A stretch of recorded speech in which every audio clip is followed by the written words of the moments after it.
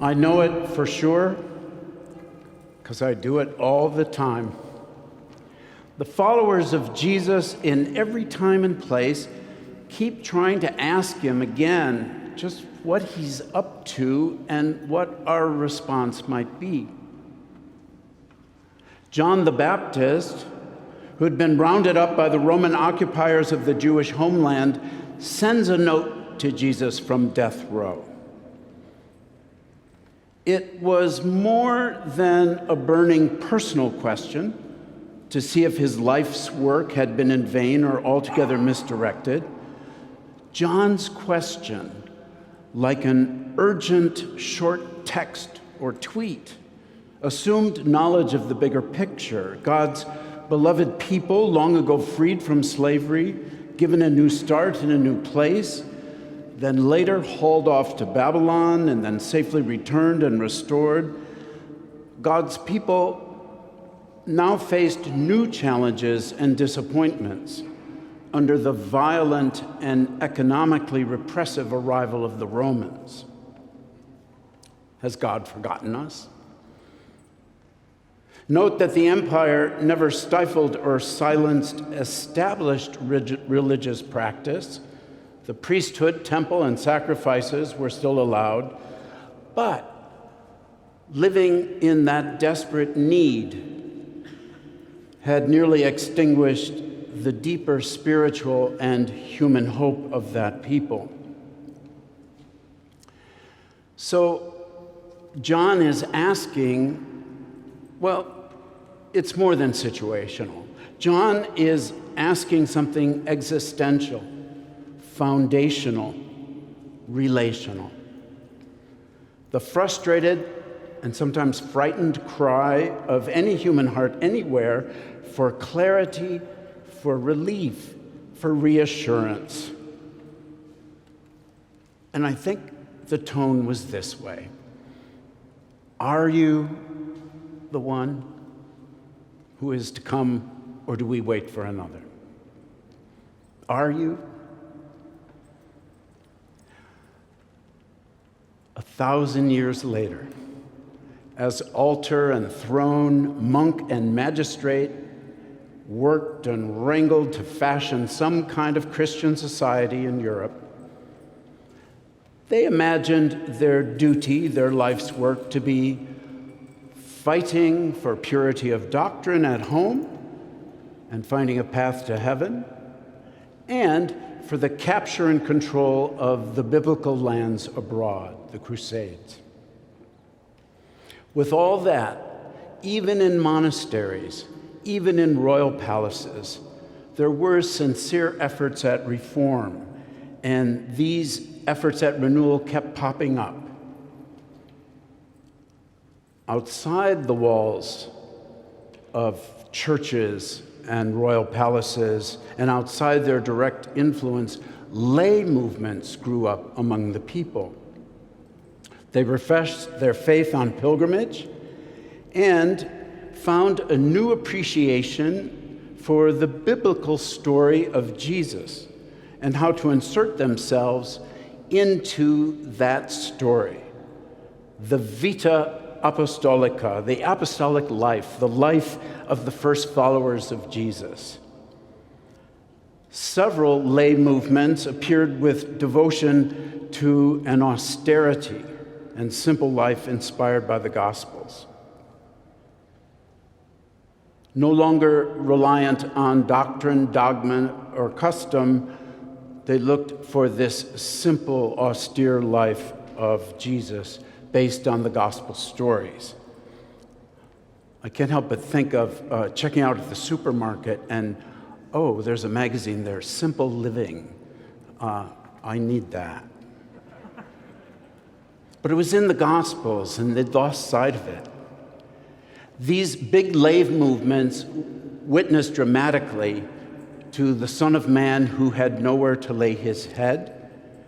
But these movements tended to go off the rails a bit with their extremism.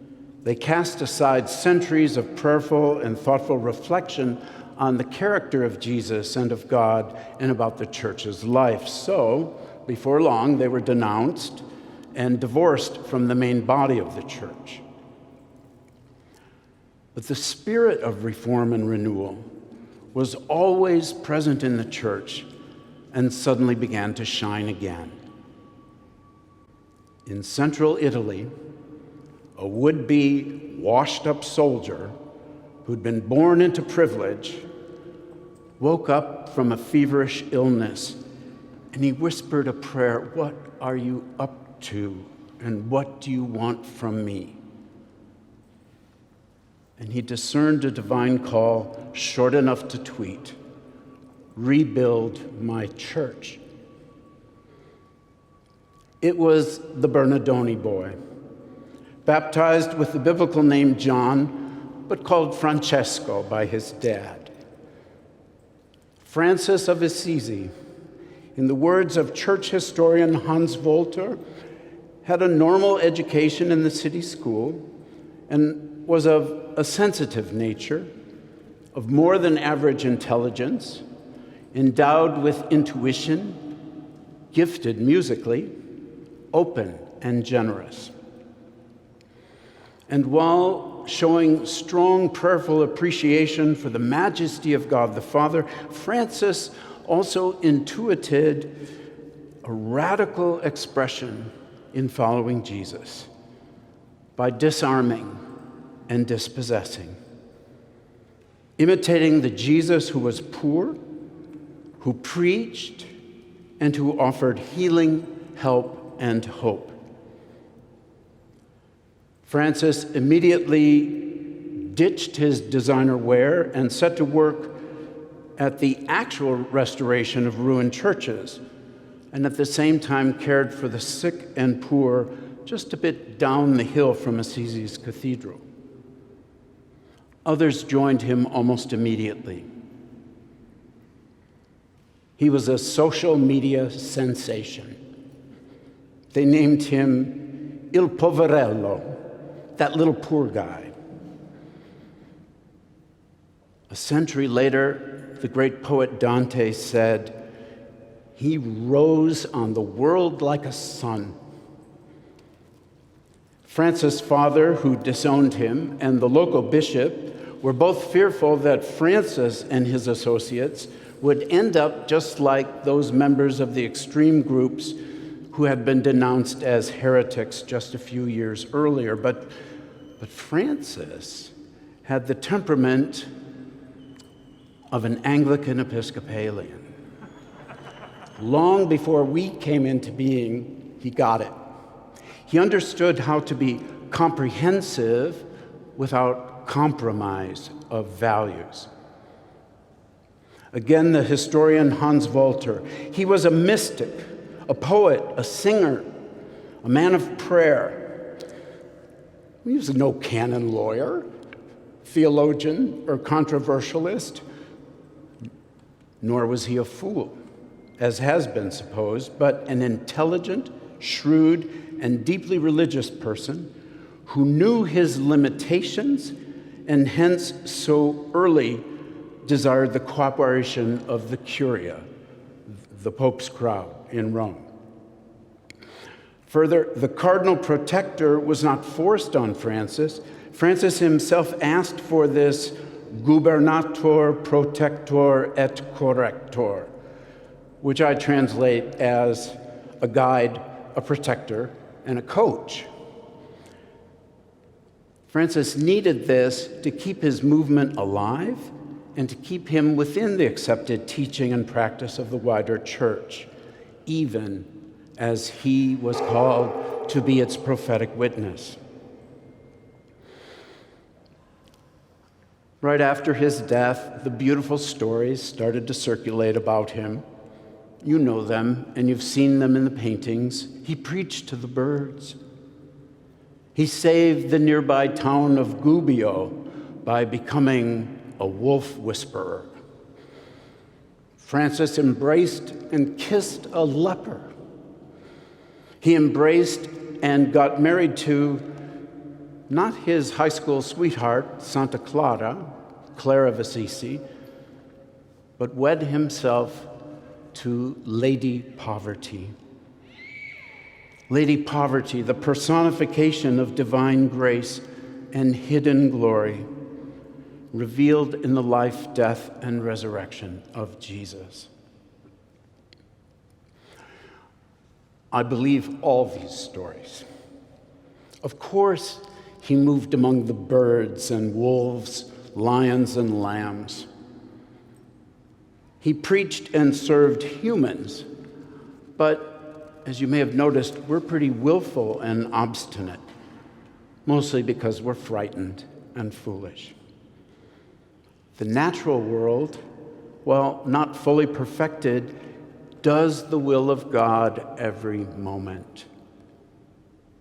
That's why we can't help it.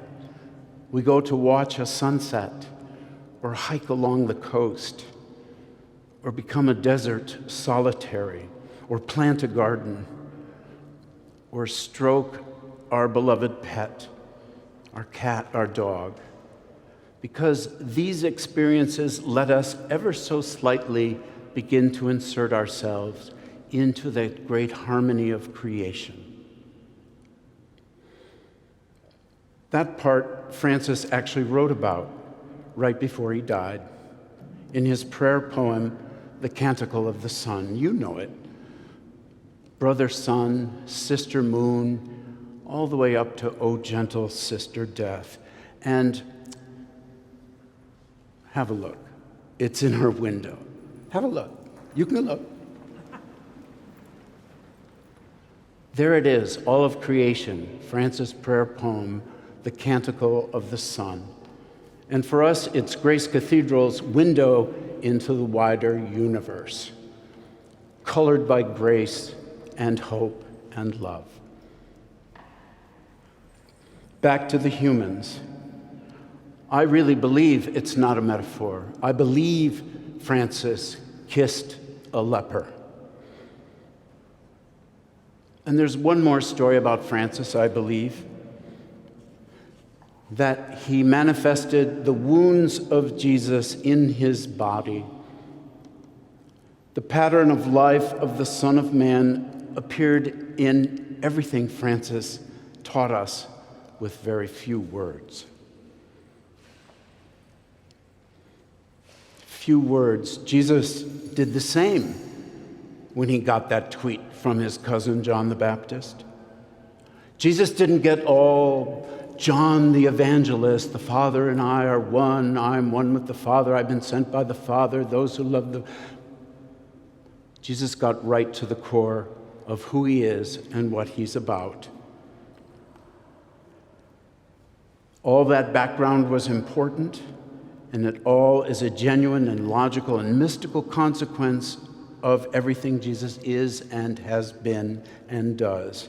But when Jesus was asked by John, he kept it within the limits of the Twitter rules, and he went right to the essential core of who he is and what he's about. And what those of us who, like Francis, would follow him and take up as their life's work. Here it is. Go and tell John what you see and hear. The blind receive their sight. The lame walk. The lepers are cleansed. The deaf hear. The dead are raised. And the poor have good news brought to them.